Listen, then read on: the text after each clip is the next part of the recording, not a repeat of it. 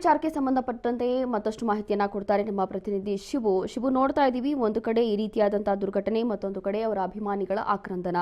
ಹಾಗಾಗಿ ಮುಂದಿನ ಕಾರ್ಯ ಹೇಗಿರುತ್ತೆ, ಏನೆಲ್ಲ ಆಗ್ತಾ ಇದೆ ಸದ್ಯಕ್ಕೆ ಅಲ್ಲಿ? ಎಸ್ ರೋಷಿಣಿ, ಈಗ ಮುಂದಿನ ಕಾರ್ಯ ಅಂತಂದ್ರೆ ಮೊದಲನೇದಾಗಿ ತನಿಖೆಗೆ ತನಿಖಾ ಸಂಸ್ಥೆಗಳು ತನಿಖೆಗೆ ಮುಂದಾಗುವಂತದಕ್ಕೆ ತಯಾರಿ ನಡೆಸ್ಕೊಳ್ತವೆ. ತನಿಖೆಗೆ ಅಲ್ಲಿ ಎಲ್ಲ ಸಂಪೂರ್ಣವಾಗಿ ಈಗೇನು ದುರಂತ ನಡೆದಿರೋ ಸ್ಥಳವನ್ನ ಸಂಪೂರ್ಣವಾಗಿ ಎಲ್ಲವನ್ನು ಕೂಡ ಇನ್ವೆಸ್ಟಿಗೇಷನ್ಗೆ ಹತೋಟಿಗೆ ತೆಗೆದುಕೊಳ್ತಾರೆ. ಎಲ್ಲವೂ ದುರಂತ ನಡೆದಿರೋ ಸ್ಥಳದಲ್ಲಿ ಸಿಗುವಂತ ಎಲ್ಲ ವಸ್ತುಗಳನ್ನು ಕೂಡ ಫ್ರೀಸ್ ಮಾಡ್ಕೊಳ್ಳುವಂಥದ್ದು, ಸೆಕ್ಯೂರ್ ಮಾಡ್ಕೊಳ್ಳುವಂಥದ್ದು. ಆ ನಂತರದಲ್ಲಿ ಈಗ ಅಲ್ಲಿ ದುರಂತ ನಡೆದಿರೋ ಸ್ಥಳಕ್ಕೆ ಬರ್ತಿರುವಂತಹ ಏನು ಸಂಬಂಧಿಕರು, ಕಾರ್ಯಕರ್ತರು ಇವರುಗಳನ್ನ ನಿಯಂತ್ರಣ ಮಾಡುವಂತದಕ್ಕೆ ಸರ್ಕಾರ ಅಲ್ಲಿ ತಯಾರಿ ನಡೆಸ್ಕೊಳ್ತಾ ಇದೆ. ಸೊ ವಿಮಾನ ದುರಂತಕ್ಕೆ ಏನ್ ಕಾರಣ ಅನ್ನುವಂಥದಕ್ಕೆ ತಯಾರಿ ಕೂಡ ನಡೆಸ್ಕೊಳ್ಳುವಂತದ್ರ ಜೊತೆಗೆ AAIB ಅವರು ಏರ್ಕ್ರಾಫ್ಟ್ ಆಕ್ಸಿಡೆಂಟ್ ಇನ್ವೆಸ್ಟಿಗೇಷನ್ ಬ್ಯೂರೋ ಏನಿದೆ ಅವರು ಈಗ ತನಿಖೆಯನ್ನ ಕೈಗೆತ್ತಿಕೊಳ್ಳುವಂಥದ್ದು. ತನಿಖೆಯನ್ನ AAIB ಅಧಿಕಾರಿಗಳು ಕೈಗೆತ್ತಿಕೊಳ್ತಾರೆ. ಸಂಪೂರ್ಣವಾಗಿ ಆ ಸ್ಥಳ ಮಾಜರನ್ನ ಮಾಡ್ತಾರೆ. ಸ್ಥಳದಲ್ಲಿ ಎಲ್ಲವನ್ನೂ ಕೂಡ ಪ್ರತಿಯೊಂದನ್ನು ಕೂಡ ಕಲೆಕ್ಟ್ ಮಾಡ್ಕೊಳ್ಳುವಂತ ಕೆಲಸ ಮಾಡ್ತಾರೆ. ಅದರಲ್ಲಿ ಬಹಳ ಮುಖ್ಯವಾಗಿ ಈ ವಿಮಾನ ಏನು ಕಾಕ್ಪಿಟ್ ನ ಬ್ಲಾಕ್ ಬಾಕ್ಸ್ ಏನಿದೆ ಆ ಬ್ಲಾಕ್ ಬಾಕ್ಸ್ ಅನ್ನ ಪತ್ತೆ ಮಾಡ್ತಾರೆ. ಬ್ಲಾಕ್ ಬಾಕ್ಸ್ ಅನ್ನ ತೆಗೆದುಕೊಂಡು ಅದನ್ನ ಸಂಪೂರ್ಣವಾಗಿ ಎಲ್ಲ ಮಾಹಿತಿಗಳನ್ನ ಅದರಿಂದ ಪಡ್ಕೊಂಡು ತನಿಖೆಯನ್ನ ಮುಂದುವರಿಸುವಂಥದ್ದು. ಸೊ ಎಲ್ಲವನ್ನೂ ಕೂಡ ಈ ವಿಮಾನ ಯಾವಾಗ ಬೆಳಿಗ್ಗೆ 8:10ಕ್ಕೆ ಟೇಕ್ ಆಫ್ ಆಗುತ್ತೆ, ಟೇಕ್ ಆಫ್ ಆಗಿದ ಕೂಡ್ಲೇನೆ ಅಲ್ಲಿಂದ ಅದರ ಹಿಂದಿನ ತಯಾರಿವರೆಗೂ ಕೂಡ ಎಲ್ಲ ಮಾಹಿತಿಗಳನ್ನು ಕೂಡ ತನಿಖಾಧಿಕಾರಿಗಳು ತಮ್ಮ ವಿಷಯಕ್ಕೆ ಪಡ್ಕೊಳ್ತಾರೆ. ಅನಂತರದಲ್ಲಿ ಏನೆಲ್ಲ ಸಮಸ್ಯೆಗಳಿತ್ತು, ಅದರಲ್ಲಿ ಏನೆಲ್ಲ ಇದೆ ಅನ್ನುವಂಥದ್ರ ಜೊತೆಗೆ ಇವತ್ತಿನ ಬೆಳಿಗ್ಗೆ ಏನಾದ್ರೂ ಮಂಜು ಕವಿದ ವಾತಾವರಣದಿಂದನೇ ಈ ಒಂದು ವಿಮಾನ ಪತನ ಆಯ್ತಾ ಅನ್ನುವಂಥದ್ದನ್ನು ಕೂಡ ಆ ಆಂಗಲ್ ಅಲ್ಲೂ ಕೂಡ ನೋಡ್ತಾರೆ.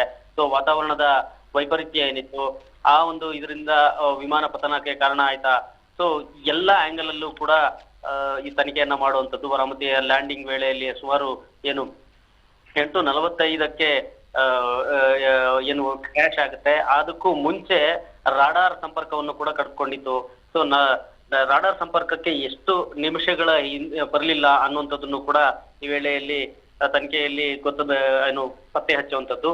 ಸೊ ಒಟ್ಟು ಸಂಪೂರ್ಣವಾದಂತಹ ತನಿಖೆಯನ್ನ ಈಗ AI ಅಧಿಕಾರಿಗಳು ತಗೊಳ್ಳುವಂಥದ್ದು, ಏರ್ಕ್ರಾಫ್ಟ್ ಆಕ್ಸಿಡೆಂಟ್ ಇನ್ವೆಸ್ಟಿಗೇಷನ್ ಬ್ಯೂರೋ ಅಧಿಕಾರಿಗಳು ಮಾಡುವಂಥದ್ದು. ಅದರಲ್ಲಿ ಸಂಪೂರ್ಣವಾದಂತಹ ಎಲ್ಲಾ ಅಂಶಗಳು ಕೂಡ ಒಳಗೊಂಡಿರುತ್ತೆ. ಬಹಳ ಮುಖ್ಯವಾಗಿ ಅಜಿತ್ ಪವಾರ್ ಅವರ ನಿಧನ ಆಗಿರೋದ್ರಿಂದಾಗಿ ಸೊ VVIP ಸೆಕ್ಯೂರಿಟಿ ಇರ್ತದೆ, ಪ್ರೋಟೋಕಾಲ್ ಇರ್ತದೆ. ನಾರ್ಮಲ್ ಏನ್ ವಿಮಾನಗಳಿಗೆ ಇಂತಾನು ಕೂಡ ಅತಿ ಹೆಚ್ಚು ಮುತುವರ್ಜಿಯನ್ನ, ಅತಿ ಹೆಚ್ಚು ಪ್ರೋಟೋಕಾಲ್ ಅನ್ನ ಫಾಲೋ ಮಾಡ್ತಾರೆ, ಸೆಕ್ಯೂರಿಟಿ ಮೆಜರ್ಸ್ ಅನ್ನ ಫಾಲೋ ಮಾಡ್ತಾರೆ.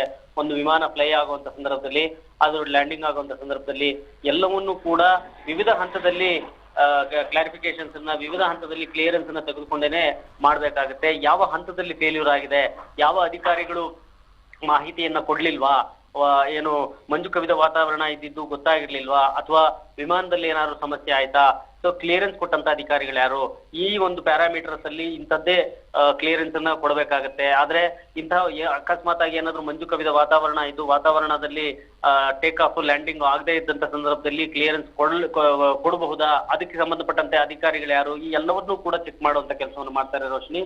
ಸೊ ಸದ್ಯಕ್ಕೆ ಈಗ ಏನು ಉಳಿದಂತೆ ಅವರ ಕ್ರಿಯೆಗೆ ಅಂತ್ಯ ಸಂಸ್ಕಾರಕ್ಕೆ ಸಂಬಂಧಪಟ್ಟಂತೆ ಸರ್ಕಾರ ನಿರ್ಧಾರಗಳನ್ನು ತೆಗೆದುಕೊಳ್ಳೋದು, ಕುಟುಂಬದವರ ಜೊತೆಗೆ ಸೇರಿ ನಿರ್ಧಾರಗಳನ್ನು ತೆಗೆದುಕೊಳ್ಳುವಂಥದ್ದು. ಯಾವತ್ತು ಅವರನ್ನ ಏನು ಶವ ಸಂಸ್ಕಾರ ಅಂದ್ರೆ ಅವರ ಪಾರ್ಥಿವ ಶರೀರವನ್ನ ಯಾವತ್ತು ಸಂಸ್ಕಾರ ಮಾಡೋದು ಅನ್ನುವಂಥದ್ದನ್ನ ಅವರ ಕುಟುಂಬದವರ ಜೊತೆಗೆ ಕೂತು ಚರ್ಚೆ ಮಾಡಿ ಆ ನಂತರದಲ್ಲಿ ತೀರ್ಮಾನ ತೆಗೆದುಕೊಳ್ಳುವಂಥದ್ದು. ಸಾರ್ವಜನಿಕ ಪ್ರದರ್ಶನಕ್ಕೆ ಎಲ್ಲಿ ಇಡ್ಲಾಗುತ್ತೆ, ಇಡ್ತಾರಾ ಇಲ್ವಾ, ಇದೆಲ್ಲವನ್ನೂ ಕೂಡ ಇನ್ನು ನಿರ್ಧಾರ ಮಾಡಬೇಕಾಗಿದೆ.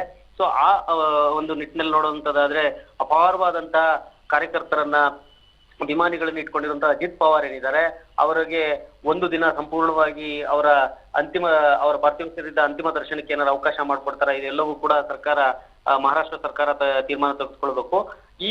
ಈ ಮಧ್ಯದಲ್ಲಿ ಇನ್ವೆಸ್ಟಿಗೇಷನ್ ಟೀಮು ಸಂಪೂರ್ಣವಾಗಿ ಇನ್ವೆಸ್ಟಿಗೇಷನ್ಗೆ ಅದು ಚಾಲನೆ ನೀಡುತ್ತೆ. ಅದೆಲ್ಲವನ್ನು ಕೂಡ ಕಲೆ ಹಾಕೊಳ್ಳುವಂತ ಕೆಲಸವನ್ನು ಮಾಡುತ್ತೆ. ಈ ಒಂದು ಎಲ್ಲ ಆಂಗಲ್ ಅಲ್ಲೂ ಕೂಡ ತನಿಖೆಯನ್ನ ಮುಂದುವರಿಸುವಂತದ್ದು Roshini. Yes, thank you Shivu, ನಿಮ್ಮೆಲ್ಲ ಮಾಹಿತಿಗಾಗಿ.